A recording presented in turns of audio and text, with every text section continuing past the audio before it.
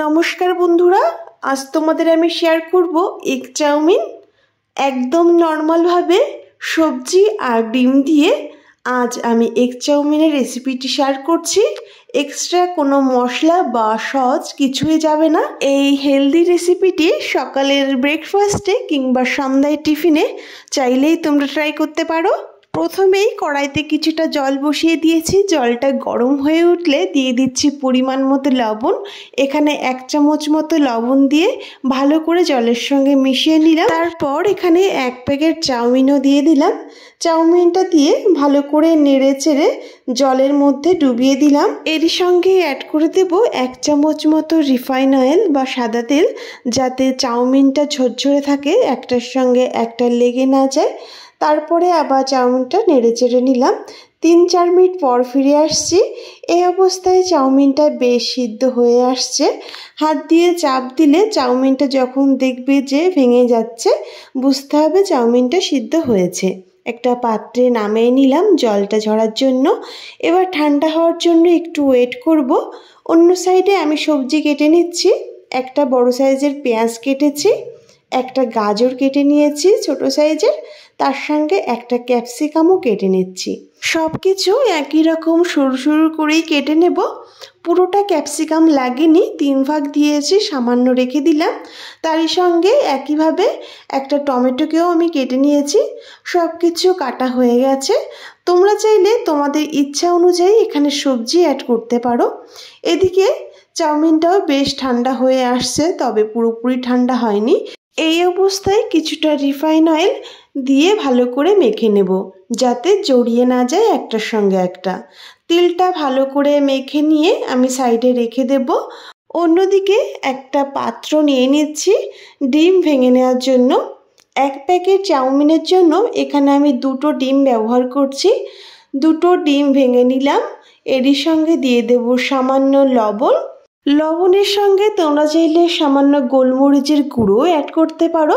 যেহেতু আমি একদম নর্মালভাবে রান্না করার চেষ্টা করছি, তাই আমি কোনো মশলা অ্যাড করিনি। লবণ দিয়ে ভালো করে ফেটিয়ে নিলাম।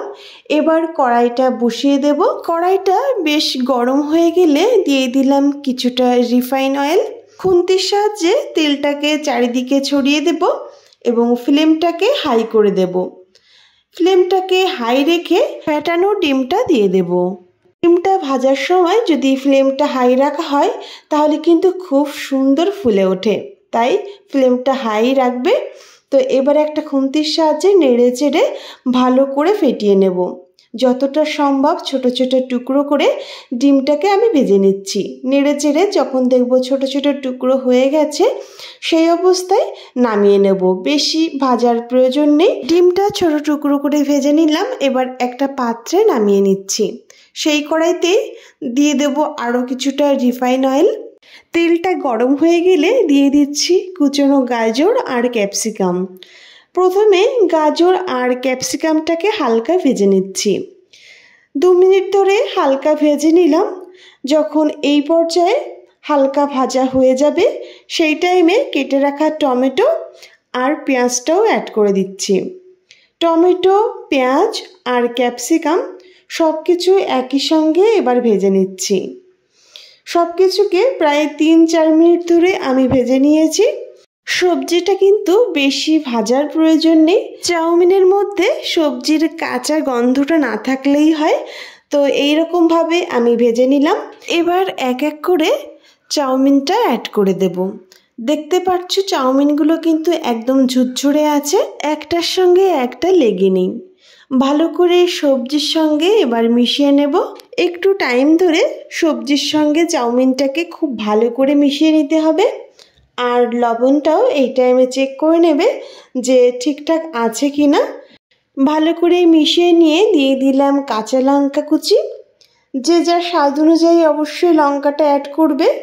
লঙ্কাটা দিয়েও ভালো করে আরও একবার নেড়ে নিলাম। দিয়ে দিচ্ছি ভেজে রাখা ডিমটাও। ডিমটা দিয়েও চাউমিনের সঙ্গে আরও একবার মিশিয়ে নিলাম, যাতে চাউমিনটাও ভাজা হয়ে যায় আর সব কিছু মিক্সড হয়ে যায়। চাউমিনটা প্রায় আমাদের তৈরির দিকে। এবার দিয়ে দিচ্ছি ম্যাগি মশলা। এখানে ঘরে আমার ম্যাগি মশলা ছিল তাই দিয়েছি।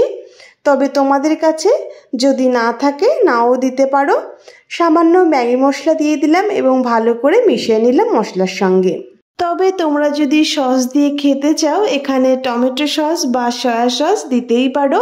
আমাদের চাউমিন রেডি হয়ে গেছে, এবার প্লেটে নামিয়ে নেব। ভীষণই সুস্বাদু হয়েছিল। খুব কম মশলায় সবজি দিয়ে যে চাউমিনটা তৈরি করেছি, চাইলে তোমরা অবশ্যই ট্রাই করতেই পারো, খেতে কিন্তু খুবই ভালো লেগেছে। আর ভিডিওটি যদি ভালো লেগে থাকে প্লিজ বন্ধুরা আমার চ্যানেলটি সাবস্ক্রাইব করে আমার পাশে থেকো। সবাইকে অনেক ধন্যবাদ পুরো ভিডিওটি দেখার জন্য। ভালো লাগলে লাইক কমেন্ট করতে ভুলো না। আজ এ পর্যন্তই শেষ করছি।